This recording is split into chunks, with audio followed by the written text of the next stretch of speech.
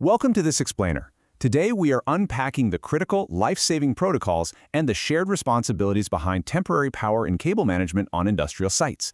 Temporary electrical distribution is actually one of the most dynamic and honestly volatile risk vectors on any modern work site. It's constantly changing, constantly exposed to environmental and physical damage. So today we're going to master how to manage it safely, going over proper standard operating procedures and seeing exactly what every stakeholder needs to be doing. Okay, let's kick things off with a question you probably overlook on a busy work site. How dangerous is a simple extension cord? We see them everywhere, right? So we tend to just become blind to the risks they introduce. But the statistics tell a completely different, much more alarming story. Here's a stat that's genuinely shocking, no pun intended. Electrocution consistently accounts for approximately 8% of all construction industry fatalities. And very often, those fatal incidents, they don't start with some massive high-voltage infrastructure. They originate from something as incredibly simple as a breached temporary cable running across a wet floor. But wait, it's not just the electricity that poses a threat. The probability of secondary incidents is incredibly high. Get this, roughly 50% of all extension cord-related injuries treated in emergency rooms are actually fractures, lacerations, and sprains. And they happen simply from personnel tripping over poorly routed cables. To properly unpack all this, we're going to follow this quick roadmap: the hidden cost of cables, who exactly owns safety, safe cable routing procedures, hazardous practices to avoid, and finally, inspections and emergency protocols. Let's jump right into Section 1, the hidden costs of cables, beyond just trips and shocks.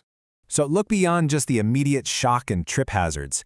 These compromised cords are actually responsible for thousands of structural fires every single year. When an extension cord is overloaded, or maybe its sheathing gets crushed by a passing vehicle, it creates a high-resistance fault.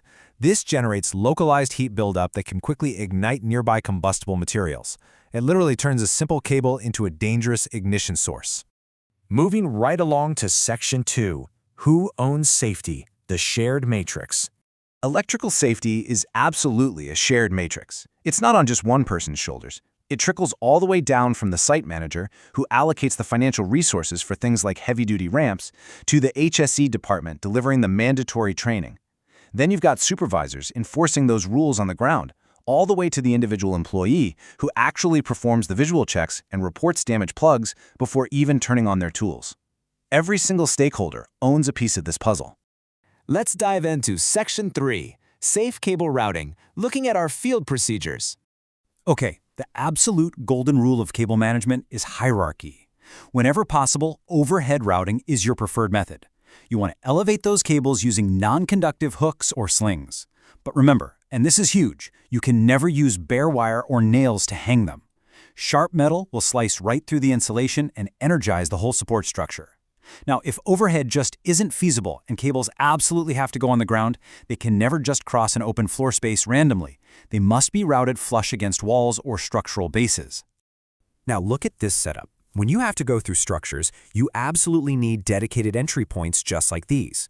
They protect cables from being crushed in doorways.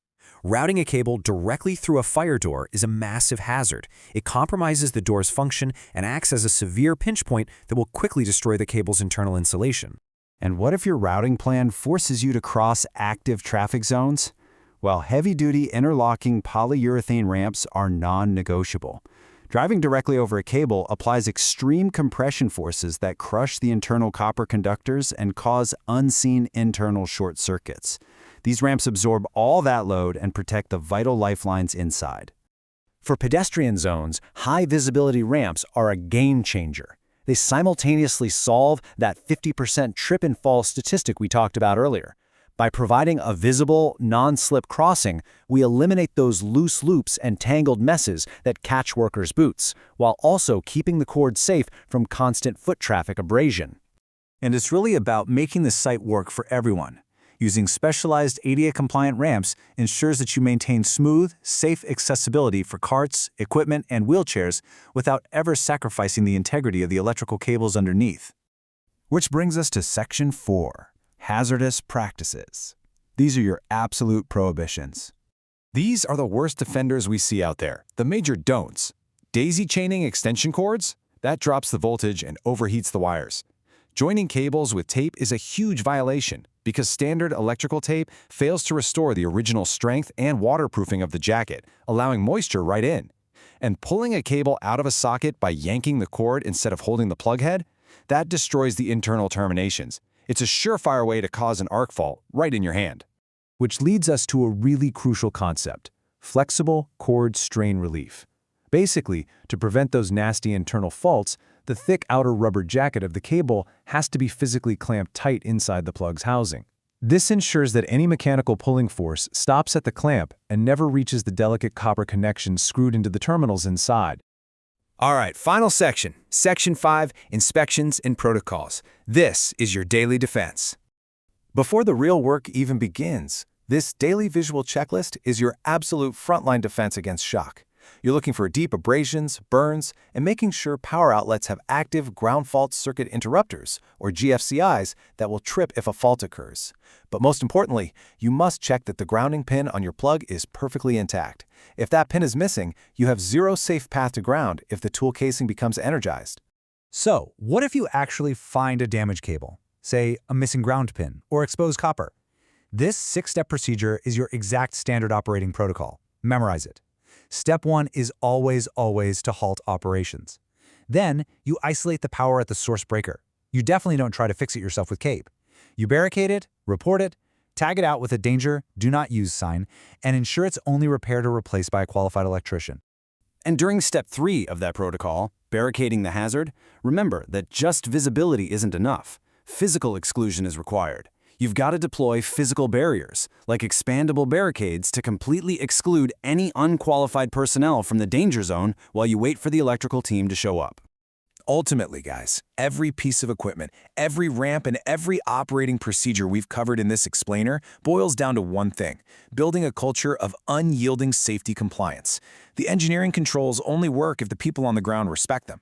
Like the quote says, safety is a core part of your professional responsibility. So, as you head out to your work site today, look down at the floor, look up at the ceilings. Ask yourself, are you actively looking for these hazards? Are you ready to take responsibility to correct them? A simple cord might look completely harmless, but your vigilance is what ensures everyone goes home safely at the end of the shift. Will you be the one to spot the hazard that saves a life today? Thanks for joining me on this explainer. Stay safe out there, and I'll catch you next time.